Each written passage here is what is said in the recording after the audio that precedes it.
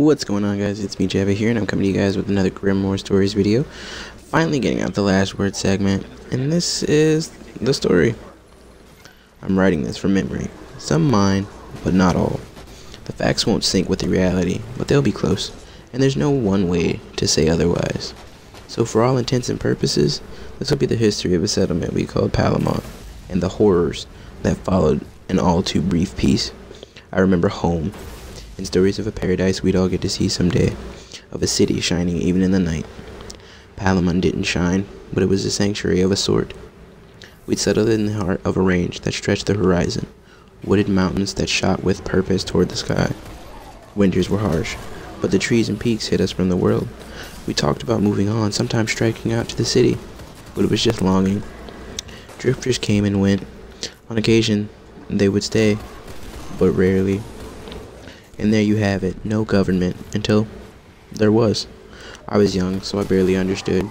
I remember Loken as a hard-working man who had just become broken. Mostly I think he was sad and frightened. As his fingers tightened on Palamon, people left. Those who stayed saw our days become gray. Loken's protection, from the fallen, from ourselves, became dictatorial. Looking back, I think maybe Loken had just lost too much of himself. His family. But everyone lost something, and some of us had nothing to begin with. My only memory of my parents is a haze like a daydream and a small light like the spark of their souls. It's not anything I dwell on.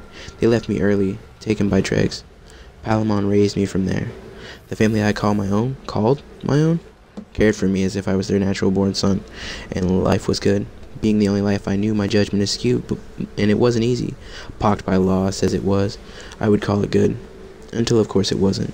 Until two men entered my world. One light, the other the darkest shadow I would ever know. The man I would come to know as Jaren Ward, my third father, and quite possibly my closest friend, came to Palamon from the south. I was just a boy, but I'll never forget his silhouette on the empty trail as he made his slow walk into town. I'd never seen anything like him before. Maybe none of us had. He had said he was only passing through, and I believed him. Still do. But life can get in the way of intent. It often does. I can picture that day with nearly perfect clarity. Of all details, though, every nuance, every moment, the memory that sticks in my mind is the iron on Jaren's hip, a cannon that looked both pristine and lived in, like a relic of every battle he'd ever fought, hung low at his waist, a trophy and a warning. This man was dangerous, but there was a light about him, a pureness to his weight, that seemed to hint that his ire was something earned but not carelessly given. I'd been the first to see him as he approached, but soon most of Palamon had turned out to greet him. My father held me back as everyone stood in silence. Jaren didn't make a sound behind his sleek racer's helmet. He looked just like the heroes in the stories, and to this day I'm not sure one way or the other if the silence between the townspeople and the adventurer was born of fear or respect. I like to think the latter, but any truth I try to place in the moment would be just of my own making. As he waited for the magistrate Loken to arrive and make an official greeting, my patience got the best of me. I shook free of my father's heavy hand and made the short spin across the court, stopping a few paces from where this new curiosity stood, a man unlike any other.